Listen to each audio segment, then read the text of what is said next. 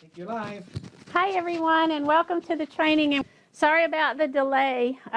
We have been so great with our internet all this time until Thursday. We lost it 30 minutes, and then it waited till this morning to cause trouble again. So we apologize. So we'll just jump right in and get started.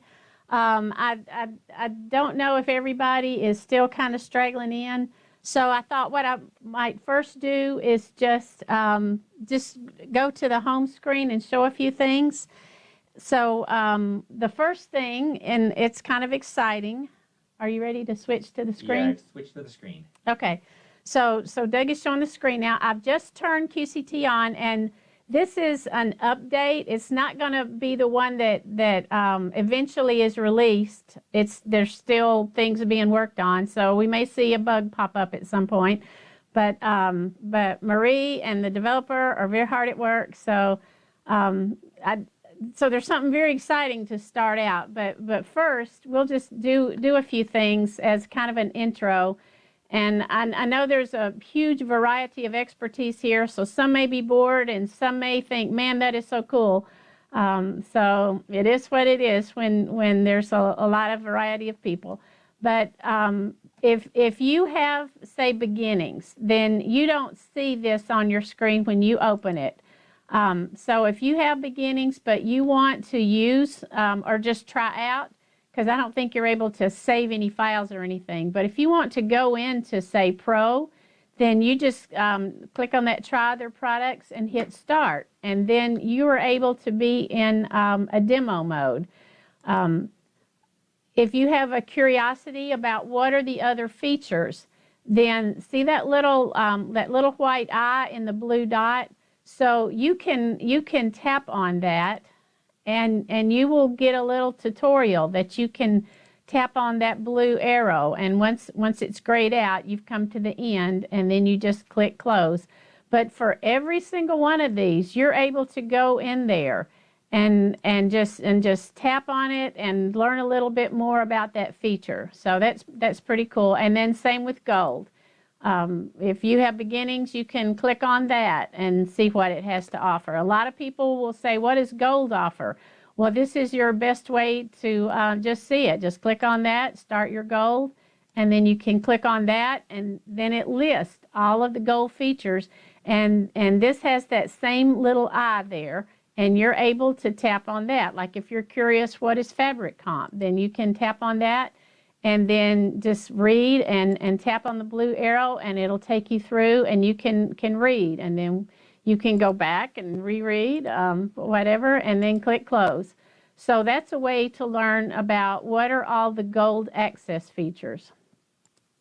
And then when you click on Help, I'm sure we've all clicked on Help, but you're able to click on About. And like if you get a different machine, then you would go into Sewing Machine, and then it says change sewing machine model. So when you click on, I'm not going to do it, but when you say click on Qnique, then you would get a list of all the different Qnique models, and you would pick which one you had, 15 Pro or 19 or whatever you had, and that would be how you would change your sewing machine model. And then you have your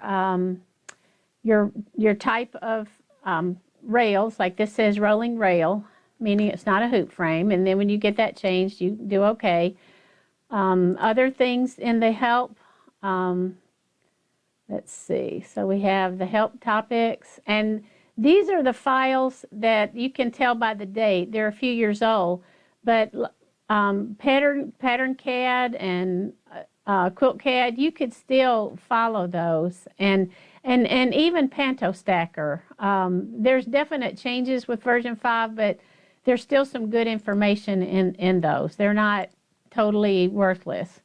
The tutorials, I think right now that's showing the ones that are version 4. But maybe the next update that really comes out will tell you more. But go down through this. I was going to click on every one, but because we're running late, I'm not going to do that. Notifications, that's where you'll see your notifications of is there an update. We don't close. some people ask about when you get gold. So you have one that says enter keys. So then you have the card activation key. So you have that.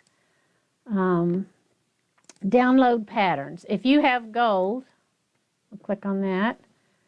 Then, and it's letting me know you have the latest pattern sets, okay. But if I didn't, it would be lit up in blue, and then I would click download. And you can select all or none or newest, depending on what's lit up. And then whenever you see a little blue question mark, you're able to click on it and get more information, so that's helpful. So we're going to exit out. Let's see, one of these is, no, that's not it. One of them is the one I'm sure a lot of people are familiar with. Now I don't even see it. It's the one where when you call into Grace, repair kit. When you click on repair kit, then you'd be log me in remote. So if you ever needed to call into Grace, that's what they'll talk you through to do. I think that's it.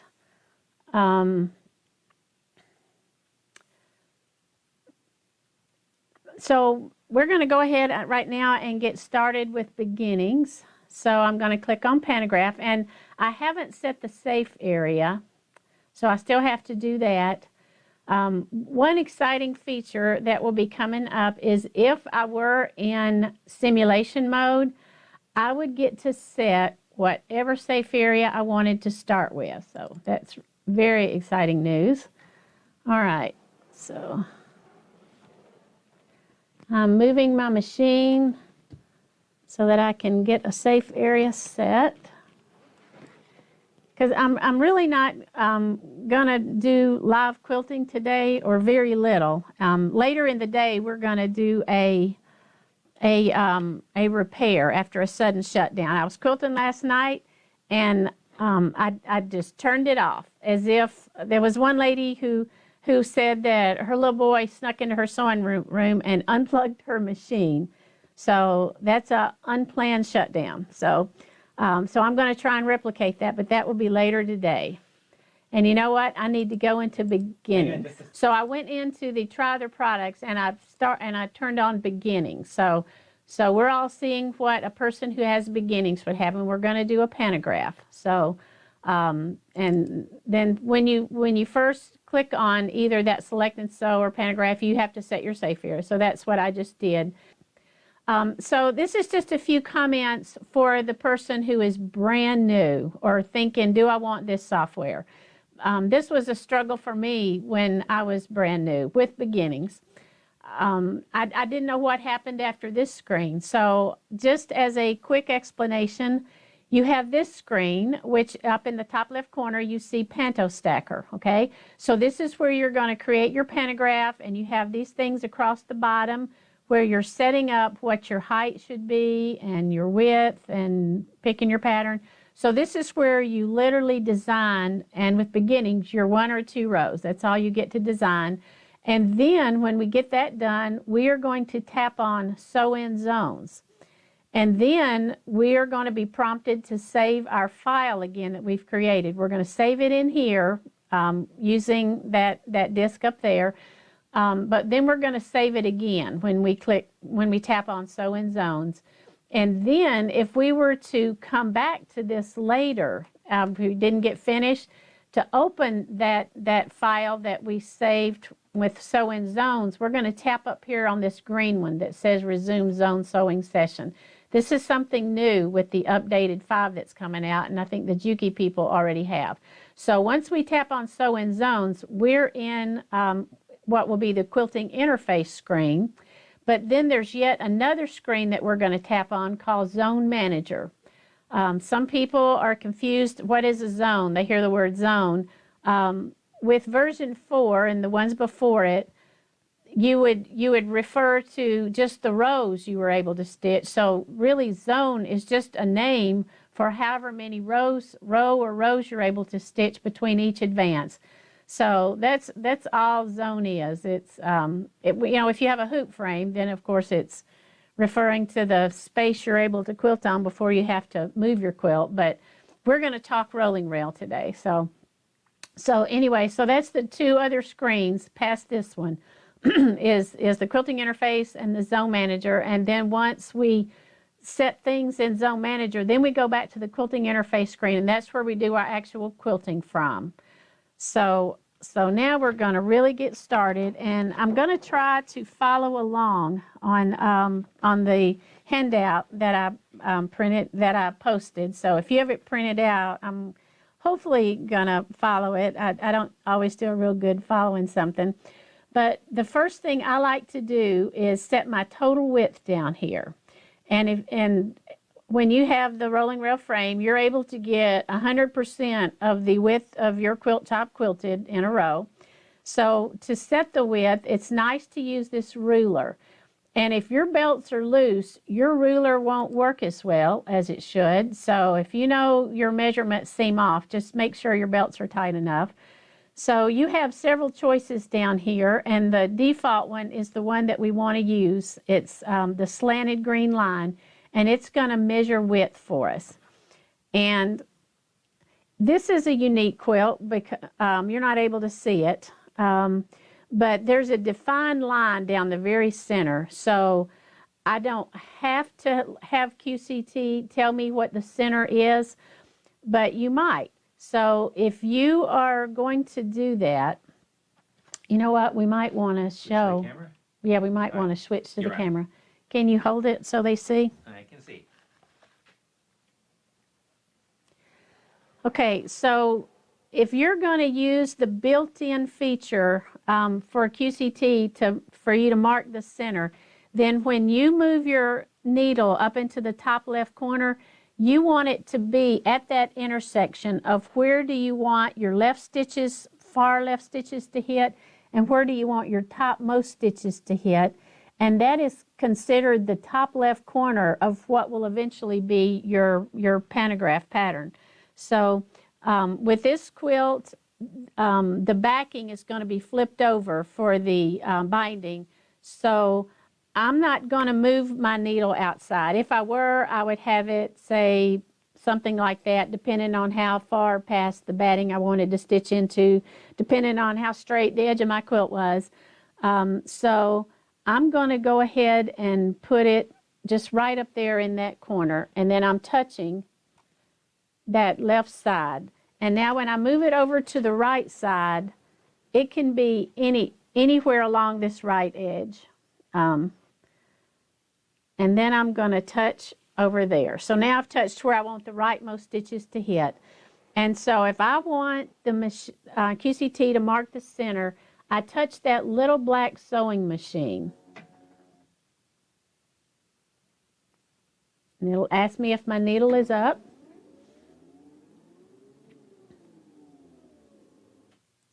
And now it is moved directly center in my quilt.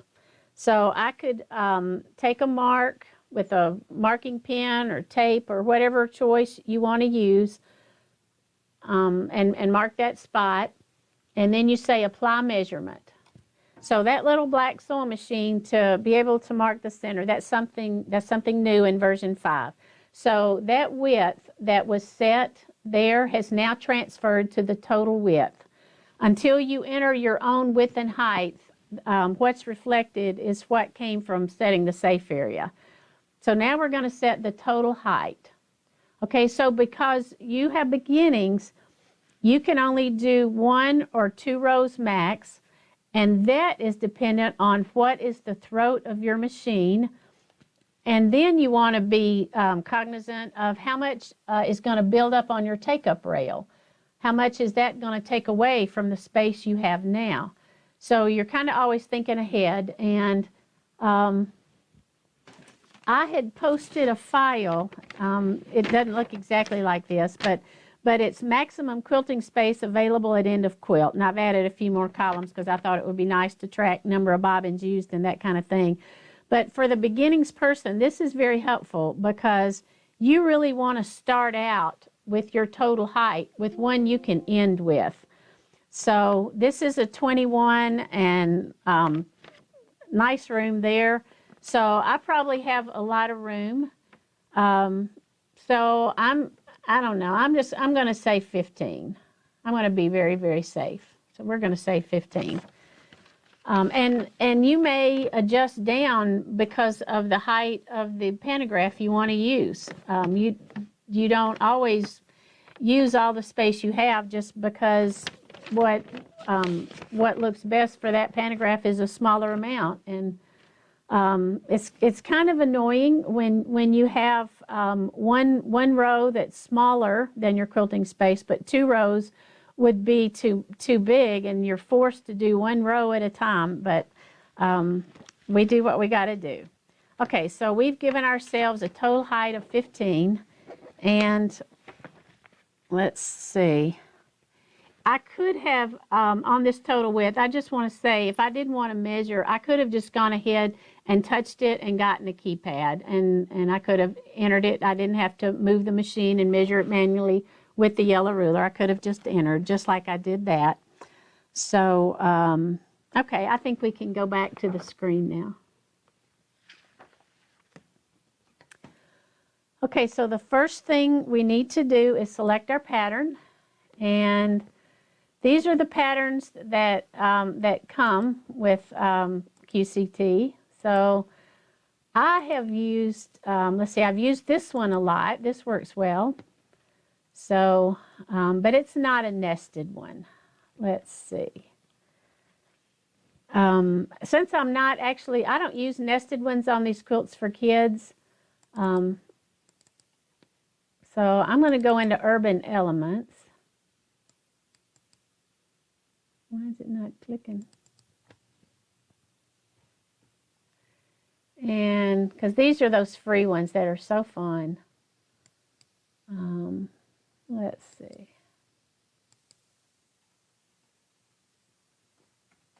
We use that lizard.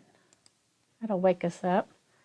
Okay, so when you first open it up, one panto shows on your screen, and that's it. So it's up to you to say, okay, do I want 1 row and it be really big, or 2 rows? And as soon as I click on 2 rows, this row height becomes half of the total height. So, you know, I think that looks good. And then you can tap on options up here. If you want to see your grid lines, then under Panto Stacker, it has a green check mark there, and you say, okay. And now you have your grid lines. That's a 1-inch square. That kind of helps to give a visual of just how big it's going to be, what it's going to look like. So you can tap on this pattern. You could literally tap on the number itself and get a keypad, or you can tap on the minus and plus, and that's same with the row number. I probably don't need to add any more than that. Let's see. So right now you'll notice that these aren't connected. So it has to do with these are my nesting hearts. So it has to do with that. So if I tap on this first one, now they're connected, okay? But they're not gonna wrap on the edges, okay? So you can see it's very clean, and there's times that you want that. If I tap on the next one, now it starts to wrap, meaning that, like this one's missing its head, well, there's the head over on the other side. So it's literally wrapping from end to end. So that's what that feature is. And what's cool about the next two that's different from these first hearts, with these first hearts, you're really dealing with vertical height. So like if I wanted to nest them together, then I would click on size, and then I would click on these icons. So then I can start doing that. And the step size right here, these are your choices of step size from tiny to jumbo. I'm going to change it to small. As you start fine-tuning, you'll want to change your step size, because that determines how much something grows with each click. So something that's neat with these other two 2 down here that's different from the first. Like right now, I'm tapping on pattern width, but nothing's happening because it's not letting me. But if I tap down here, and you can see it went crazy, so I can hit reset. And let's see, max. Well, it still looks gnarly. But what is nice about these is I get to determine the width if I want to. I could say 7.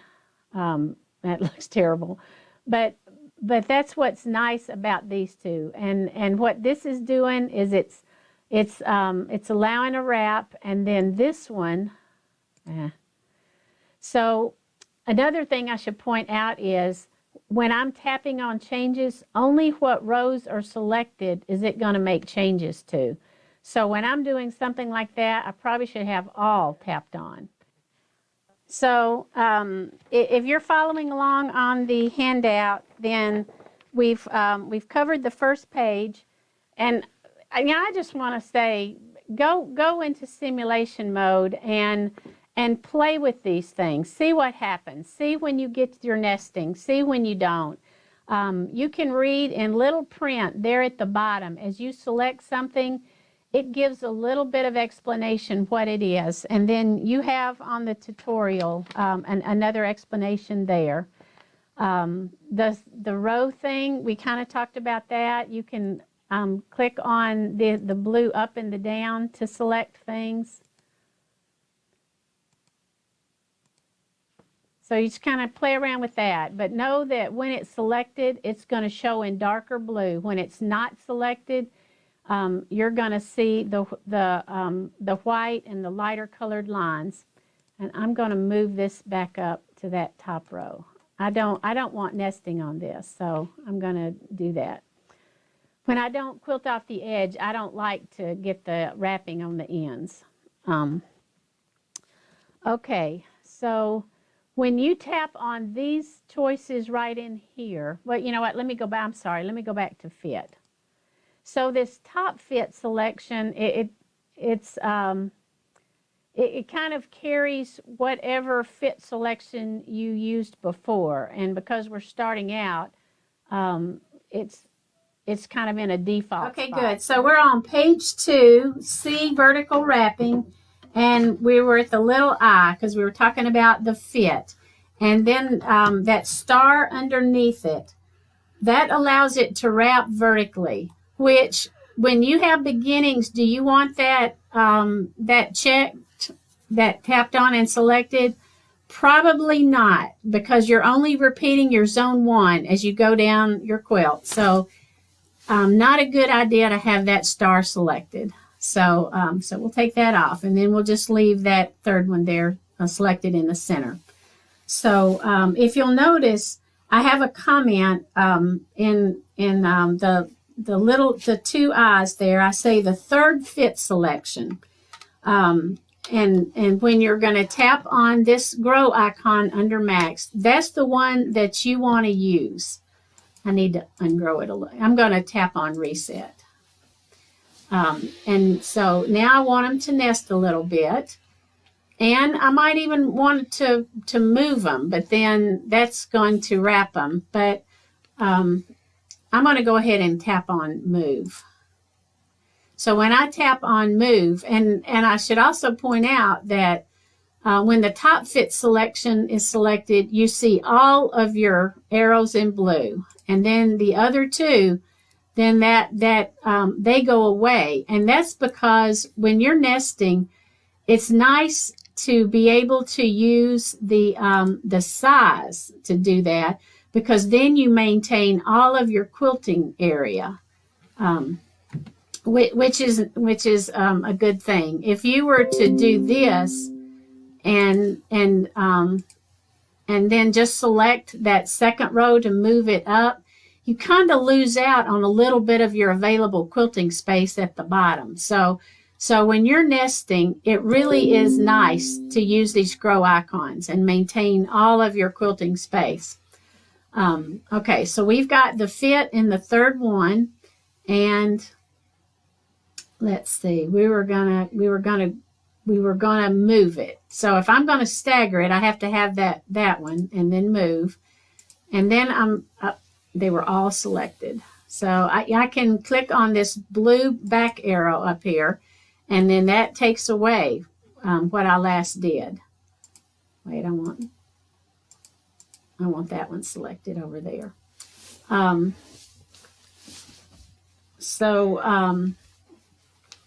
Let's see, I was going to move this one. So now I can do that. And that's how you would stagger. And now it's starting to wrap, which I really didn't want to do. So I'm going to do reset. So now it's reset. But now I want to nest them, so I'm tapping on move, size. Wait, I need to undo that and tap on all. So you want to be very cognizant of what rows are selected when you're doing your designing, because it's really annoying. And I speak firsthand. To think that you're doing both rows when you only had one, and then you start looking and you're like, oh no, I was doing all those changes to one row and not both of them. So just learn from me on that. So now I'm going to tap on this.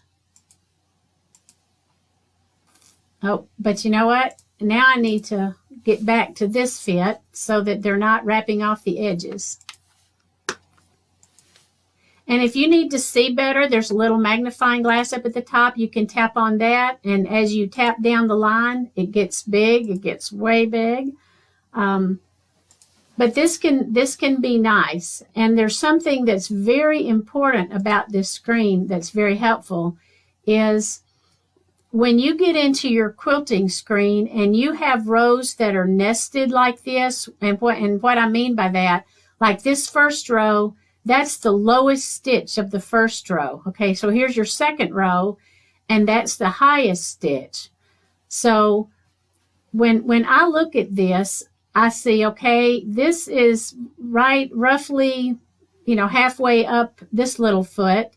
And so I'm going to come down here, and this is the bottom, and I'm going to look at, so from here on the bottom to where this top stitch would hit with that foot, what is that amount? So that's something that's nice to look at, and you can like hold down with your finger and just kind of shift around. And so I can do that so that I can look at the bottom, and I know that this upper stitch is hitting right in there. All right, so one thing about these selections right here that I'm kind of circling is as you tap on one, you get different selections. Okay, it changes on you. So when you have size, you have the get bigger, get smaller vertically, because they look active, but they're not in beginnings. Okay, so if you want to change up your width, then you would need to use these 2 row of hearts right there. If you want to actively have control of the width, you would need to use those 2 rows there. And when you see, like earlier when we were messing around and it was hard to hear, when you see that they're not connected, then you can keep growing that pattern width until they are connected. So that's kind of how those 2 work. That's why it's so important to play around in simulation mode. Just see what you can do. Tap on everything. If it tosses you out, you haven't torn anything up, you can go right back in. And now the flip. So when we tap on flip, then we have a choice to flip horizontally or vertically. And you have a different look with each. So you know what? I'm just going to tap on that first row, and I'm going to tap through the flips, because you get different things, which can look pretty crazy. When you tap on the first one, that's back to how it was. And now here's the vertical flip. So just tapping down through all of them.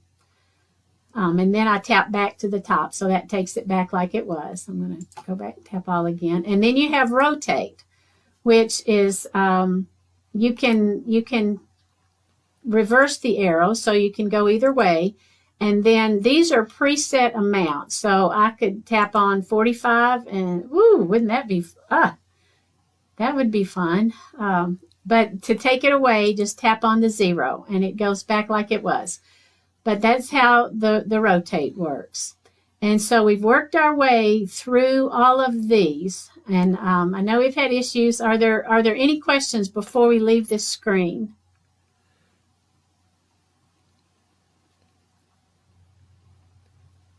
Nobody's typed the word. You've explained it perfectly. Yeah, I bet I have. Okay. Carry on. Okay, so but all of these things are talked about in the handout. If you missed it or didn't understand it, you can do a print up there, so that is an option. And so now you would save your design. So I'm going to tap on the save, and this is a Quilts for Kids, so I have a special Quilts for Kids. I also have a working Pantos. And the reason I don't want to save it, say in Urban Elements, now it would mix in with, you know, patterns that I want to pull from to use. So I don't want to mix stuff I've created in with them. So if you want to create a new folder, you tap on New, and you're able to create a new folder that way. So I'm going to tap on Quilts for Kids, and then you tap in here, and a lot of times whatever is selected will automatically fill there. So just take that, and you could hit backspell. Tap that and make it blue, and then as you start typing, it'll why isn't it doing it? We'll say clear. Okay, so I'm going to type SAL, and now I have 2 taps to enter. I have to tap enter, and I have to tap save. And so now I've saved Sal. So if I come back in and if I close out for the day and want to open it back up, then I can tap on select pattern, and then that's the path that it was saved at. It defaults right back. And when I open a file that way, I can make some more changes. Of course, you need to be very careful how you do that in the middle of a quilt. But if I wanted to open the file we're about to save, then I would tap up there. So we're going to say Sew in Zones. And it will prompt me, do I want to save it? And do say yes. If you're looking at an older tutorial, it says say no, but now you want to say yes. And I can give it the same name, and I'm going to say Sal. And I don't want to tap on that auto save zone projects. Just leave that alone. So just type and say enter and then save. And now it's saved. Okay. So you will see this blue line right here. And a lot of people have issues with that, and they don't know why it's there. And it's because of a selection in Zone Manager. And then it needs to start back over here and go back across and then end. The green is the starting and the red is the ending. If you have blue dots, like, in fact, I actually need to back up because this will be our first row, and we don't want these gaps along this first line here. We don't want those. Okay, because we're doing the first row, look, I wasn't keeping up with my thing. Since this is a nested design and we don't want that that open area there at the top, we're going to go back, and what we're going to do, and this is another really important reason to save, and especially in beginnings, is we're going to need to pull that save file up. We need to move all of this up. So we want to make sure they are all selected, and we're going to tap on move, and then we're going to go back to that top fit selection that kind of gives me a little freedom. And we're going to tap on that blue arrow. And if you'll notice, everything is shifting up. So as I tap on that, I'm just waiting so that the empty space is gone. And now I'm going to say Sew in Zones. And it's going to ask if I want to save. Oh, no, I do not want to save this one. I just want to do it and go. Okay, so where you see these blue dots, that means there's jump stitches or breaks. And if you don't take those out, you've got to wait between every one. That's very painful. But right now, You don't want to tap on optimize yet because we still need to go in zone manager. And if you were to tap on optimize and remove those blue dots and then tap there, when we come back to this screen, you'd have to do that all over again. So go on into zone manager now, and it tries to scare you right there. And it's just letting you know if you had already placed your zone, and that's what this is for, that if you had already done that, you would have to replace it again. But yes, we want to go into zone manager. So, and you can say that do not show again. You can tap on that. Okay, so if you didn't have beginnings and you had pro, then this zone number would mean a lot to you because this is where you arrow between the zones. But all you can do is arrow between zone 1 and zone 1 and zone 1. And then your zone sizing, that's based on your machine. And from that home screen where we talked about what machine you have, that's going to drive the default. But now you can change it. You want 100% of your width there because you really want to go from edge to edge of your quilt top. And then that zone size, that 44.28, that's your safe area amount, that 44.28. And now the height, you can never quilt 100%, so to speak, of your height because then you'd have your machine hitting against the back and hitting against the front. So it's always going to be a little bit less, but you're in control of how much less. And so 95 is a default amount for a Unique 21. But if I wanted to change it, and I'm just waiting to see how creative people get with playing with this, but you can tap on that number and change it. Like if I had moved the machine and put a 15 on the rails, I'd change it to 90. But anyway, that was how you change it. And as you change it, this is in inches right there. So right now, this is saying I have 15.81 inches that I should be good to quilt with for the entire length of my quilt as far as the height that I have to quilt in. And I had used a 15 amount. So I should be good, and I shouldn't end up having to reduce the height of my pantograph just to be able to quilt it at the bottom. So, and now you have choices over here. So you have zone placement center, and if you tap on that, it toggles to 4 point. And when you tap on 4 point, you know what, we're going to use center, but right now because I have 4 point selected, I'm going to go ahead and show you that. So you have to select the A. You have to do that. Remember when we were doing the width and I moved the needle up into the top left corner? Then that's where you would move your needle to set that A. That's going to correspond with that green dot right there. So I would move my needle there and tap on that. And then as I would tap on that, then the others light up. Like once I tap on A, then this becomes a green B, and I could move my needle to the top right corner. And then if I wanted to, I could do the same for this lower left and lower right, which is C and D. And there's something else about this I want you to notice. There's another feature in version 5 where you have these partial diamonds at the bottom. You don't get that with this. And that's where you're able to customize a partial row at the very bottom. So you don't get that with this selection. So we're going to go back into Zone Manager. Yes, I still want to go back in there. And we're going to make this be center. And what that's going to do is as you quilt your zone, and then at the end, you're going to pull your bobbin, and then you're going to say finished, then it's going to go to the center bottom, okay? Because it doesn't know what you're going to quilt next because you're only allowed to quilt zone 1. You can see that little red right there. And you're going to, wherever it sends you to for your center mark, you're going to measure up that 1 inch, and that's the mark you're going to make and use. So that's how you'll use the center mark. And if you were using even the the corner mark, you would still be, it would take you over here, and whatever point it gave you, you would be measuring an inch up, like if it's nested, and an inch. So, so that's how that works with beginnings. This is grayed out. This just means every zone is going to start on the left and stitch to the right. And then you have several choices in the sewing direction. And you know how I said there was that blue line? That's because sewing direction of uniform was selected. That means it sews left to right, and then it's got to go back over here and start the next row. So that's what that is.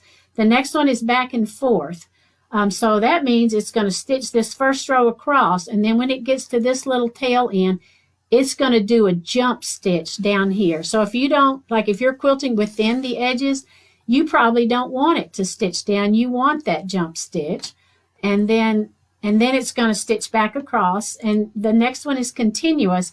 That means it would stitch all the way across, and then these little tails, there would be a straight line stitch down, and then it would stitch back. So because I'm staying within the edges, I'm going to select the back and forth. I want the jump stitch.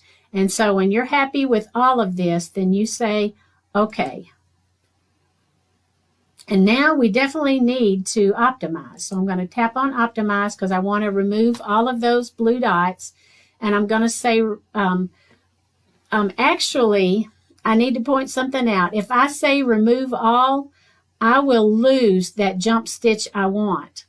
So I would actually have to tap on check for breaks, and as I say animate stitching, it's going to work its way from blue dot to blue dot saying, do you want to remove this? Do you want to remove this? And so it would be painful for me, but that's what I would have to do.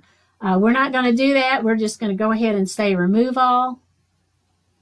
It takes a few seconds there. But then it asks, do you want to connect the first and last points? No, because that would look ugly. That would mean if I said yes, it would stitch from here back up to there. So you certainly don't want that. And so now I'm going to tap on OK. And now you see my blue dots are gone, and I'm going to get a straight line stitch. I still need to place my zone. And I know it's not placed because these partial diamonds are gray. They turn blue once it's placed. And some people get concerned, what is this white space here? That is just because I haven't placed the zone, so QCT defaults it to the top left corner. So that's why you see this space. None of my salamanders got lost. It's just not placed yet. So I would move my needle. I'm moving my needle to the top center to where I got that mark from where I tapped on that little black sewing machine and said, tell me the center. So with my needle over that top center mark, and then I tap on that green rectangle. And now you see there's a pretty much equal amount of space on each side. And these diamonds have lit up in blue. And it's telling me I'm quilting zone 1, but that's all I can quilt. So let me look on my handout and see where I'm at. Oh, I need to talk about settings. You need to go in there and you can choose what speed. I'm a wuss. I have never used fast. I will confess that. I have used slow. If you have a very intricate design, you probably do want to use slow. A lot work good on medium. You have a choice here. When you tap on this, it toggles between back and forth or a micro stitch. So you have your choice of which one you want to use. I like micro stitch. And then you can tap on this and you can have a tie-off of 0 to 5. If I'm outside of the quilt top, I'll give a smaller number. And if I'm on top of the quilt where I'm going to hide the ends, then I tend to use 3 or 4. But it's your choice. I can't stand the automatic bobbin pull, so I have that unselected. It's just a toggle. And this pause at trim lines, I have that unselected. You can tap on the number directly and get a keypad, or you could just tap on the minus and plus, and that gives you your stitches per inch. And when you've got that, then you say, okay. And now you are ready to pull your bobbin and sew. So you would tap on your pull bobbin. And so at this point, your machine is going to ask you if your needle's up, and it's going to go to this green spot because it knows exactly where to go. And so at this point, I would take my single stitch. I'm actually not going to do it because we're not going to do any live quilting for the sake of time. So I'm just going to tap on back. But when you're here, just be aware of choices that you have. If for some reason your machine is locked in place and you're like, well, I want to move it right now, just tap on release carriage. If I tap on it right now, I can move my machine freely where up until then I couldn't. So just kind of be aware of your choices. I'm going to tap on back. And once I got my bobbin pulled, then I would tap on sew. I could tap on trace if I wanted to just make sure what it's going to do. When you tap on trace, one of the things you can do, and it's going to ask me if my needle is up. And then you can see as it traces along, it starts highlighting in dark blue. I'm going to hit stop. And now you have choices. You could trace from end. If you wanted to really know where is that going to end, then you could trace from end. So we're going to say finished and back to placement. So we're going to say yes. I need to show you what happens when you get to the end. So right now, I'm going to do something a little weird.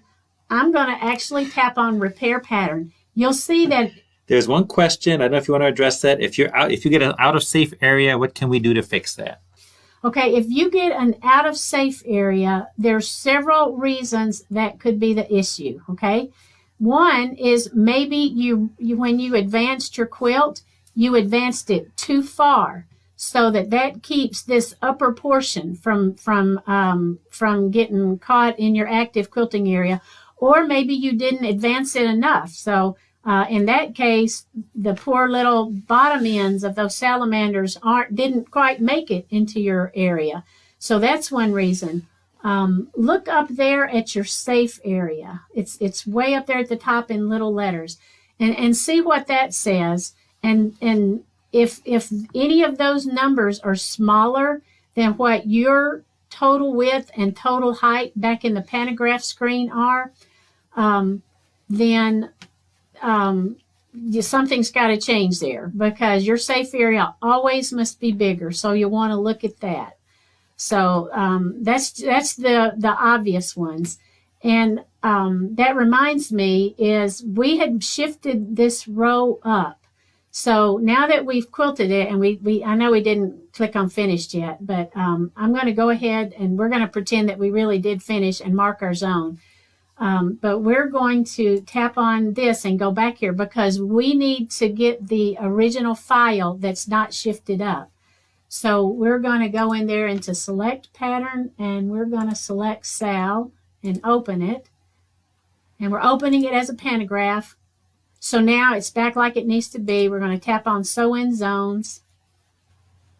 And we should say yes, but we actually had already saved it. So I'm just going to cancel out on that.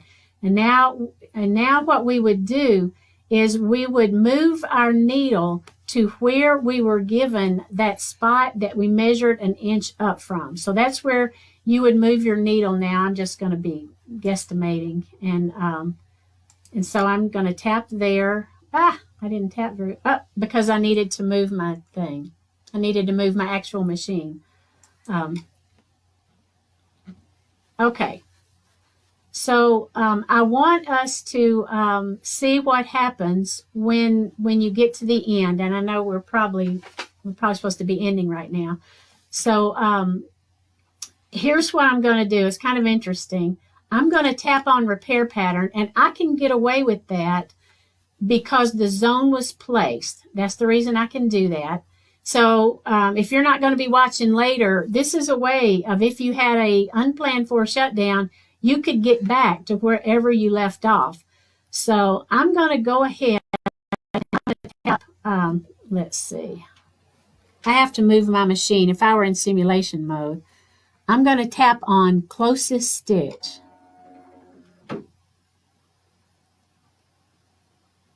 And yes, my needle is up. Okay, so it's letting, oh yeah, I needed to be over here. So hang on. I'm just going to tap on back. And I'm going to say release carriage so it lets me move it. I forgot we are doing 2 rows. So I'm moving my needle over here roughly to where it would end. And I'm going to tap on repair pattern again. And I'm going to say closest stitch.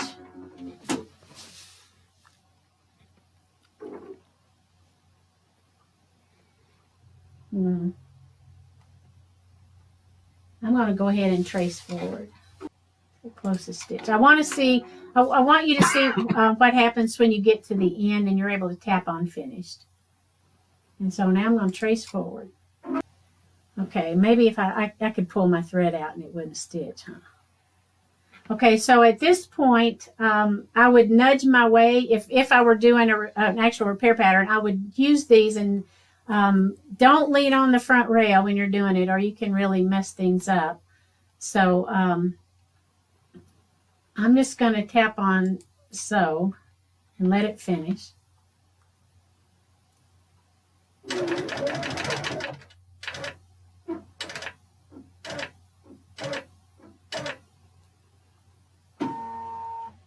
Okay, at this point, you must pull your bobbin. Make sure you pull your bobbin for sure.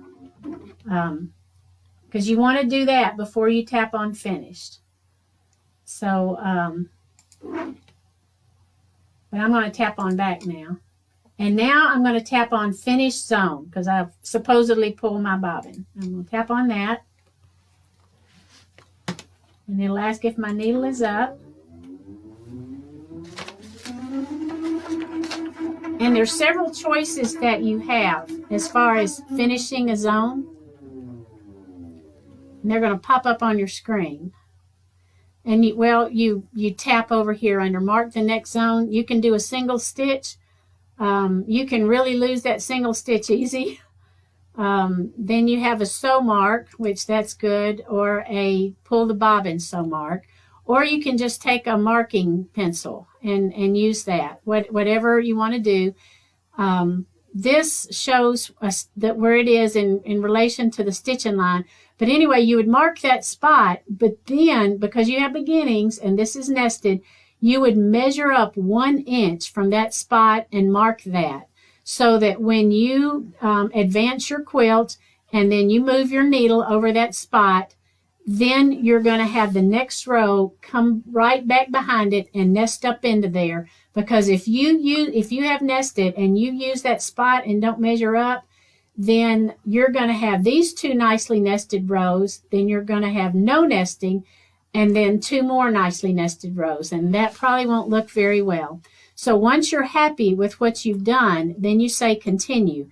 And if you used a marking pencil, QCT doesn't know you did that, and it's very scared that you didn't mark, so it tries to scare you. But you say, yes, I did mark it, and I'm good. And that's it. Normally it asks you questions, so I don't know if that's a beginnings thing. Maybe it's because we're in beginnings that it doesn't give you further questions. I bet that's it. So now you would, let's see, my machine seems to be locked in place, so I can say release carriage, and now my machine is released, and now I would advance my quilt. And so something I want to show you is if we were at the bottom, okay, so I'm going to go ahead and I'm going to place the zone again. I guess I didn't move it up far enough. Okay. So let's pretend that we're at the bottom and we need a partial row at the bottom, because if we don't do a partial row, we're going to end up with a whole bunch of this sewing down into the batting, and we don't want that.